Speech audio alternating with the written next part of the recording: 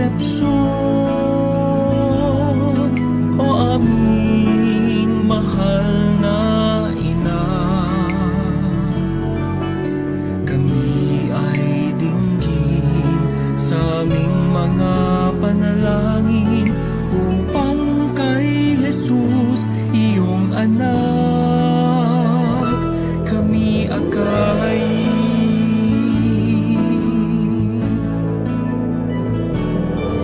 Tara ng umaga, ina naming mag-iliw, ikaw na masunurin sa Diyos mong mahal.